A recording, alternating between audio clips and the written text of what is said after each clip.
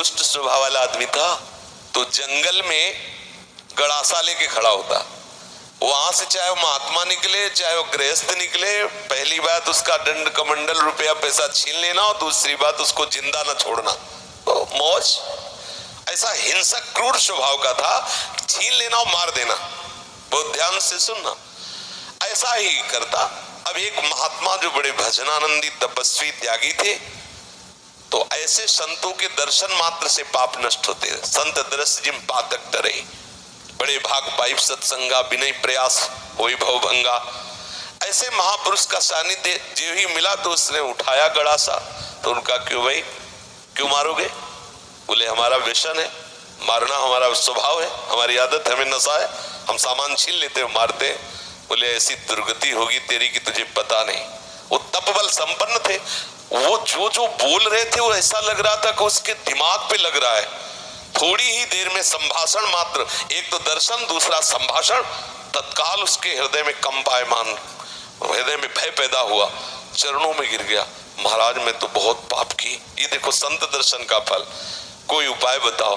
महाराज सब छोड़ दूंगा यदि मुझे शिष्य बना लो। तो उनका तुम्हें ऐसे शिष्य नहीं बनाएंगे, पहले तुम भारत के तीर्थों का अवगाहन करो, जब तुम पवित्र हो जाओगे तब तुम्हें शिष्य बनाएंगे। तुमने बहुत सी हत्याएं की है, बनाएंगे शिष्य, लेकिन पहले भारत के तीर्थों में भ्रमण करो। तो महाराज हम कैसे जानेंगे कि हम पवित्र हो गए, निष्पाप हो गए? तो उन्होंने एक सूखी लकड़ी दी और कहा जब ये हरी हो जाए, इसमें अंकुरण हो जाए, तो वहीं से लौट आना, जानना तुम निष्पाप हो गए। चल पड़ा। अब महापुरुष की प्रेरणा, ये होता है संत का प्रभाव। अब वो लकड़ी ली सूखी हो, चल पड़ा। 10 किलोमीटर चला होगा तो एक जंगल में एक बहुत बड़ा बट वृक्ष था, बरगद का, बहुत बड़े बड़े पेड़, बरगद के बहुत बड़े, उसकी जड़ से आके शाखाओं से नवीन वृक्ष की रचना, बहुत बड़ा वृक्ष था। उसी के नीचे सोचा रात्रि काट लेते, फिर हम तीर्थ यात्रा में जाएंगे। उसी के नीचे तो 4 बदमाश ऊपर चढ़े हुए थे, चोर, और वो समीप वाले गांव में चारों तरफ से आग लगाने का प्लान बना रहे थे कि तुम दक्षिण की तरफ से आग लगाना, तुम उत्तर की तरफ से आग लगाना, और फिर जो निकलेगा उनको मारेंगे, ऐसा ऐसा। उसने सोचा इतने पाप किए, अब तीर्थ यात्रा तो जा ही रहे, इन 4 को और मार देते हैं, क्योंकि ये 4 मरेंगे तो पूरा गांव बच जाएगा।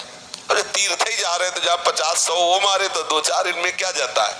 उन्होंने आवाज लगाई, ये सुनो तुम्हारा प्लान ठीक नहीं है। तो देखा कि कोई हमारे प्लान को सुन लिया, तो उनका देखो हम तुम्हारे गुरु हैं इस बात के, जीवन हो गया गड़ासा चलाते हुए, मुझे पता है तुम फंस जाओगे, नीचे उतरो। अब एक साथ थोड़ी उतरेंगे, एक एक उतरो। बड़ा वृक्ष था तो जड़ की आड़ में उसको पता था, मारने का अभ्यास था, बिना अस्त्र शस्त्र के हाथ ही से मार दिया, 4 को मार दिया। मारा, सोचा अभी यहाँ तो हमने हत्या कर दी, यहाँ नहीं रुकेंगे, आगे जो ही लकड़ी उठाया तो हरी हो गई। गुरु जी लोग कहा था लकड़ी हरी हो जाए तो वापस आ जाना तीर्थ यात्रा। अभी तो कोई गंगा नहाया नहीं, जमुना नहीं नहाया, तीर्थ यात्रा नहीं की और लकड़ी हरी हो गई, पर गुरु ने कहा था हरी हो जाए तो वापस आ जाना, वापस चला गया। जो ही पूछा गुरु जी दंडवत, बोले तीर्थ यात्रा के लिए भेजा था, वापस कैसे आ गए? बोले आपने कहा था जहाँ आपकी लकड़ी हरी हो जाए वहीं जान लेना पवित्र हो गए। तो गुरु जी लकड़ी तो हरी हो गई। तो बोले किस तीर्थ में लाए? बोले ना आया नहीं, 4 को और मार दिया। बोले 4 को मार दिया तो और पाप बढ़ना चाहिए, कैसे क्या? तो उन्होंने बताया पूरे गांव की रक्षा करने के भाव से मैंने तो बोले देखो बेटा, अभी तक अपने स्वार्थ के लिए मारते थे, उद्देश्य था आपको अपने स्वार्थ का, तो वो पाप हुआ। लेकिन पूरे नगर के गाय बैल जीव जंतु स्त्री पुरुष बच्चे सबकी रक्षा का उद्देश्य रख के 4 को मार दिया, तो वो महापुण्य हो गया। अब समझे, क्रिया वही है, उद्देश्य बदल गया तो फल बदल गया उसका। आप गृहस्थ में जो क्रियाएं कर रहे हैं वही क्रियाएं प्रभु के लिए करने लगे, उद्देश्य बना ले प्रभु की प्रसन्नता, बात बन गई।